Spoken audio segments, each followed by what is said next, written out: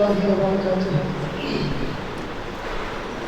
أعوذ بالله من الشيطان الرجيم.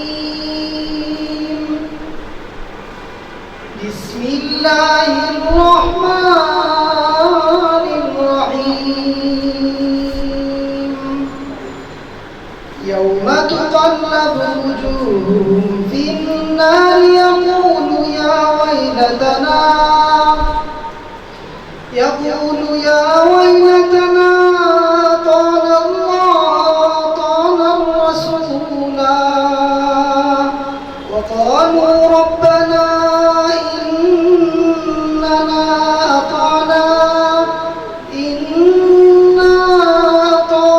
سادتنا وكبراءنا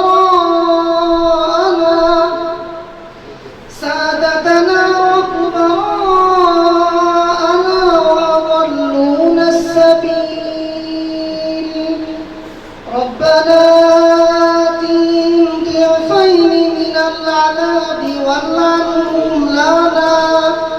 والعنهم لعنا كبيرا. يا أيها الذين آمنوا لا تكونوا كالذين آذوا موسى فبرأه الله مما قالوا وكان عند الله وجيها. يا أيها الذين آمنوا اتقوا الله وقولوا قولا سديدا يصلح لكم أعمالكم ويغفر لكم ذنوبكم ومن يطع الله ورسوله فقد فاز فوزا عظيما. إنا عرضنا الأمانة على السماوات والأرض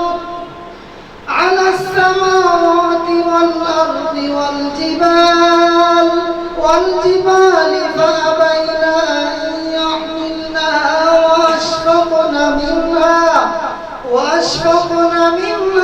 وحملها الإنسان إنه كان ظلوما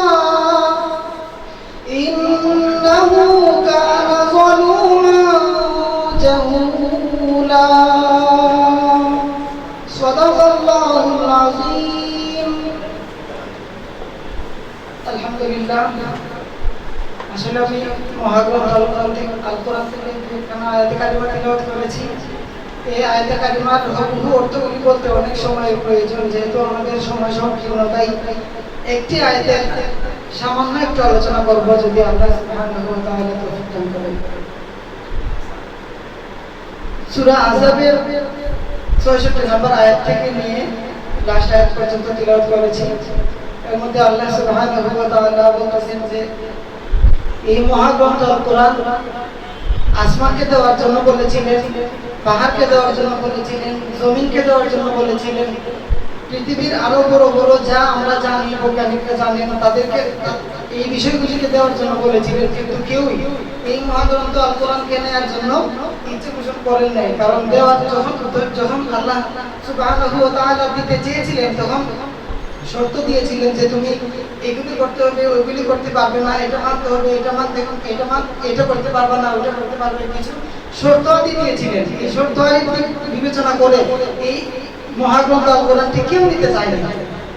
এর মধ্যে ছিল অনেক সময় অনেক বড় বড় শর্ত, অনেক সময় ছোট ছোট শর্ত, কঠিন শাস্তি, অনেক শান্তি, সব মিলিয়ে কেউ নিতে চায় না। কিন্তু আদম আলাইহিস সালাতু ওয়াস সালাম যখন বলেছিলেন আল্লাহ যে তুমি নিতে পারবা কিনা, তখন বলেছিলেন যে আমি নিতে পারবো।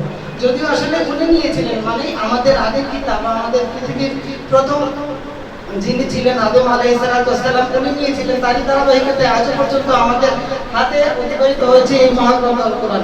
তো যাক, আমি যেটা বলতে চাচ্ছিলাম, এই কোরআন থেকে আমি এক টুকরো নিয়ে এসেছি। আমাদের আজকের বাংলাদেশ মানবাধিকার বাস্তবায়ন সংস্থা সিলেটের উদ্যোগে যে আন্তর্জাতিক মানবাধিকার দিবস উপলক্ষে যে আজকের আলোচনা সভা, এই অনুষ্ঠানে চলে আসলাম সরাসরি, যেহেতু সময় সংকীর্ণ। আর আসলে উচ্চারণে কথা বলার মতো যোগ্যতাও আমার নেই।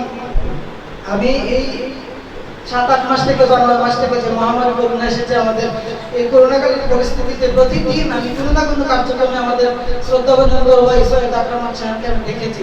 ওনার নিজের জীবনকে বাজি রেখে উনি এই সংগঠনের পিছনে মানুষের সেবা করে যাচ্ছেন। এই সেবার দিক থেকে আল্লাহ সুবহানাহু ওয়া তাআলা কি বলছেন? আল্লাহ সুবহানাহু ওয়া তাআলা কোন এক সময় কোন এক আয়াতের মধ্যে বলেছিলেন যে আমাকে খাবার দাও, আমাকে কাপড় দাও, আমাকে তুমি শান্তি দাও।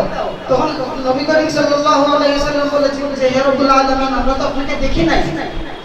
তখন আল্লাহ সুবহানাহু ওয়া তাআলা আবার বলেছিলেন যে তুমি তোমার পাশে আমাকে যে খাবারটা দেবে, তুমি তোমার পাশে এমন একজনকে দাও যে খাবারটা পাইতেছে না।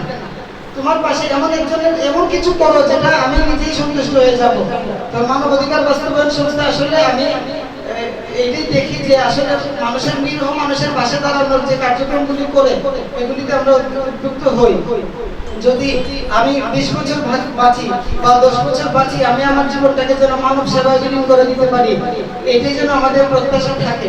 আর আমি যে আয়াতে কারিমা তিলাওয়াত করেছি, এই সূরা আযাবের আরেকটি আয়াতের মধ্যে আছে যে নারী সংক্রান্ত বিষয়াদি নিয়ে আপনি এমনভাবে অঙ্গভঙ্গি জড়িত হবেন যে একটা সমাজ বা একটা এই সংস্থা কোনোভাবেই আপনি শুধু পুরুষ দিয়ে পরিচালনা করা সম্ভব না। একটা সংসার যদি আপনি ধরেন, ভালো একজন স্বামী কিন্তু স্ত্রী ভালো না, কিন্তু ভালো একজন স্ত্রী স্বামী ভালো না।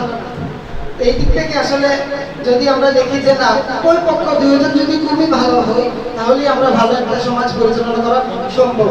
তো বাস্তবায়ন সংস্থার আজকের সম্মানিত অতিথিবৃন্দ যারা সঙ্গী মণ্ডলী আসছেন, তাদের কাছে আমি ভূমিকা বিবেচনার দৃষ্টিতে দেখবেন এবং আমার জন্য দোয়া করবেন। আল্লাহ সুবহানাহু ওয়া তাআলা যেন আমাকে দুনিয়া ও আখিরাতের জন্য কবুল করেন বলি আমি আমার শেষ করলাম আলোচনা। আসসালামু আলাইকুম।